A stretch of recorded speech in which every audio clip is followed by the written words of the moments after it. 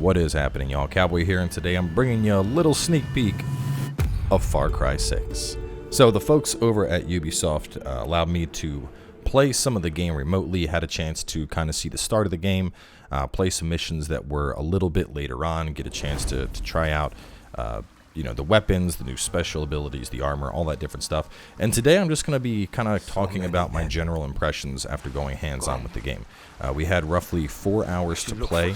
I tried to keep things relatively spoiler-free, so you know, a lot of the footage that I'm going to show is going to be kind of cutting away cutscenes and whatnot, because I don't really want to spoil any of the narrative. But anyway, jumping on into it, I gotta say, this is looking good. So, Far Cry 3 was, in my opinion, one of the better Far Cries, you know, just being on the island and whatnot. I thought it was really, really good.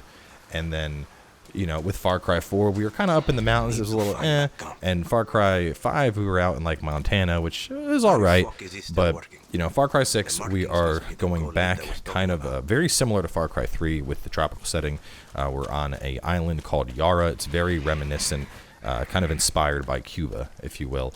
So already, I mean, just looking around with the aesthetic we have, you know, lots of greens, lots of animals, good opportunities to use, like, the wingsuit and the climbing rope and all that stuff. So in terms of just environment design, I'm already much more appreciative of what we have with this game compared to the last two entries into the franchise.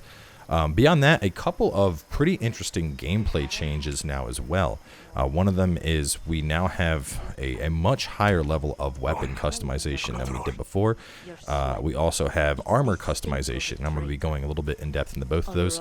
First up, though, check out some of these new kills. Like, I mean, Far Cry has always been kind of brutal, but man, they, you know, I feel like the devs were watching Mortal Kombat fatalities, and they were like, all right, we need to step up our kill game, because, God, some of these takedowns are just, like, grueling to watch. But back on topic about the gameplay changes, because, you know, I think that's a big part of Far Cry is the gameplay itself. And we have changed weapon dynamics, changed gear dynamics, and we now have a special in the form of something that's called a Supremo, which I'll show a little bit later. So the gear is fairly straightforward, talking about that first, just because we have a nice clip right here. You basically find gear now, and not only will it change your character's appearance, but it'll come with perks. So in this case, it improves my sidearm ammo. With the weapons now, as opposed to Far Cry 3, where I want to say the majority of our parts, we ended up having to buy upgrades at outposts, you know, like save up to get a red dot or a silencer, or whatever the case is. And now we craft this with materials found throughout the world. So you can see I needed recycled parts and gunpowder. We have different ammo types, like soft target rounds or armor piercing rounds. So the game will kind of have you pick a selection between, you know, okay, I need this gun to take out big guys, I need this gun to take out animals, I want to use this gun to take out enemies, and you can still just get away with whatever, but it's nice to see that we are going a lot deeper in terms of weapon customization than we were before. Obviously, the start of the game is very simple, you know, it's giving us like one choice, like, hey, take your suppressor, take your ammo, that's it. But late in the game, this expands greatly with us having a bunch of different things that we're able to choose from. Now, moving on from the weapon customization, combat is pretty much Far Cry combat. You know, we can still target people. We can use our camera now, which is similar to binoculars, or we can just, you know, hold a gun over them and we'll tag them. And it still has that same sense of urgency. But one thing I noticed, especially with some of the earlier guns, is the kick is very, very heavy. I mean, you can see me trying to shoot people with this fall, and I mean, trying to control the recoil on this thing, it's just going all over the place. You'll also notice that targets now have health bars. And, you know, if you go ahead and you get a headshot and you pop somebody, that whole bar is going to instantly be deleted. But I found that was kind of an interesting choice to see them go for that, as opposed to just, you know, shooting people and killing them. You know, you get a literal, like, white bar on enemies as you're shooting them, which my guess is it's in place to, you know, help show the difference between difficulties. I was just playing on whatever the equivalent of normal is for the gameplay session, but if stuff does get too squishy, I know I would probably end up pulling the game off hard myself, just because, you know, no one wants to shoot bullet sponges.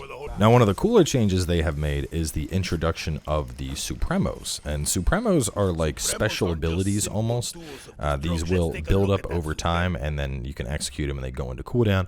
But as you can see, this one launches a series of rockets out.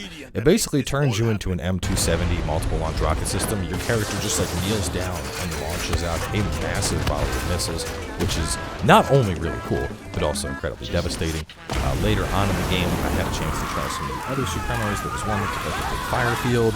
There was one that did like an EMP ring. So either way, I mean, really cool to see something, because personally I'm a big fan of having, you know, some type of special ability in games that I play, and I think the Supremos fills that role quite nicely.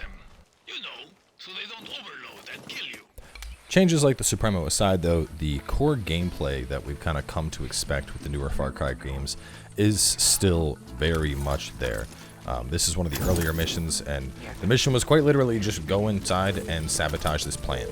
So there's tanks that have explosives that I can shoot, and they gave me a flamethrower, and the whole idea was to just show up and basically wreak as much havoc as possible. Light stuff on fire, kill people, cause explosions, and, you know, just kind of do it however you want. So I could have, you know, chilled and sat there with a Molotov lighting things up from afar.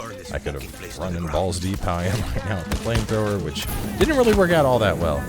But I think that's one of my favorite parts of Far Cry, is just kind of the, you know, the real freedom of approach into how you do missions. It's never like, you know, you have to go here and hit objective A, B, and C. It's like, hey, there's a giant field, and we just need you to blow this shit up however you want. And then when you add the jamming soundtrack that's playing in the background too, you know, it's kind of a vibe that gets going on. So anyway, so far I will say my initial impressions have been quite favorable. I had fun messing around with all the different Supremos and trying out the new weapons. In particular, I think probably one of the crazier things is actually the co-op. Now, I want to do a entire separate video, just kind of like unedited 30 minutes of co-op to showcase that. But from what I got a chance to play, basically I had somebody else that was able to just join my game, and I just went along my way.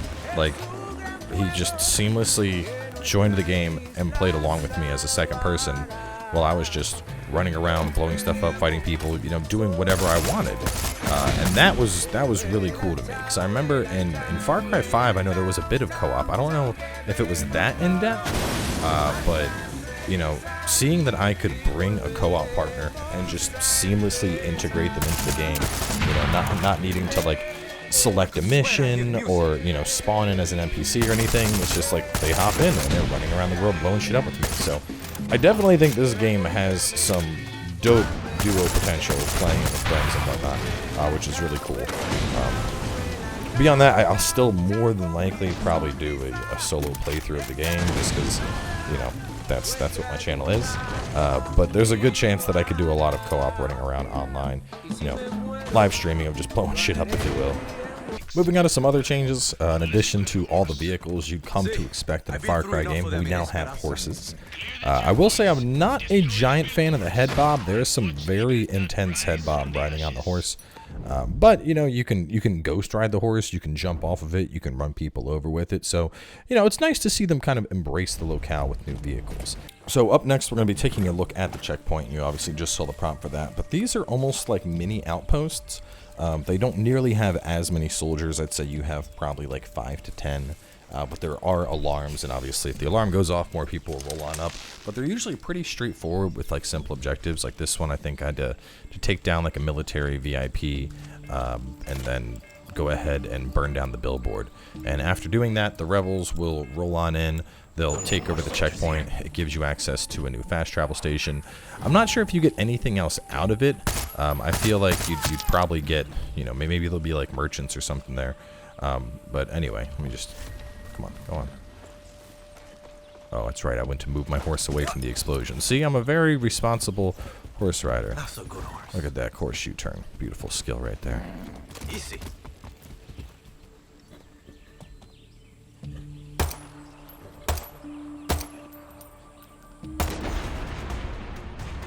And there we go. Now the outpost is all ours. Well, not outpost, but checkpoint. But y'all know what I mean. So, as you can see, new flag goes up. It's been like refortified. The color scheme's been changed up a little bit. and this gives us a fast travel, and it has people along the road that'll help us. You see, there's horses. If we want to get a horse, we can get one here. But the checkpoints aside, we do have larger areas in the game. Now, this was a fort that we ended up tackling as one of the missions. I'm not 100% if we just have large forts like this on the map, but I know when we did multiplayer, we attacked a fort that had anti-air, and we ended up fighting a bunch of guys. So I would assume there's larger forts that aren't story-based that we can just go and take on, especially the way that it's just kind of playable. Fort Quito. What I did find cool here is that freedom of approach that I previously discussed, still of course alive and well. You know, you could have parachuted into the fort or gone through the front door, guns blazing. I ended up taking a sneaky approach, which I think is rather rare for me in these games. I usually am more of the guns blazing style, and in fact I did go to the guns blazing style, but first I made sure I could sneak on in, made my way up into a mortar that was on the base, and then decided, you know, what better way to start combat than raining fire and destruction down on your enemies from above while they're confused why they're being shot at from inside their own fort. So either way, definitely, you know, very, very large scale. Being able, you know, I like that we have, they're literally like weapon mounts in the base that I was able to use. Right now you can see I've used my little crocodile buddy. I'm sending him to attack somebody while I'm launching the mortar. So just, it gets about as ridiculous as you'd imagine.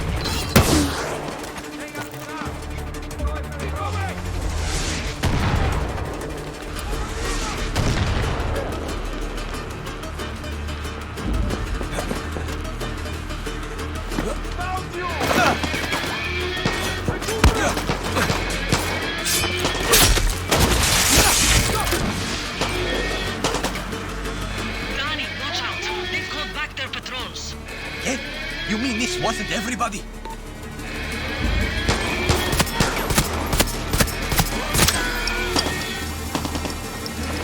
Got the key to the armory. But anyway, to kind of sum up my thoughts on the game in its current state based on what I had a chance to play, really like the setting. I think that the island setting and whatnot is really cool. Little unsure about some of the changes with, you know, kickback on guns and how enemies have individualized health bars right now, but I am really excited for the changes with stuff like the Supremo and the weapon customization and how that's been changed, and the armor slots, you know, being able to have different, not quite perks, but, you know, different bonuses based on the armor pieces that you have available.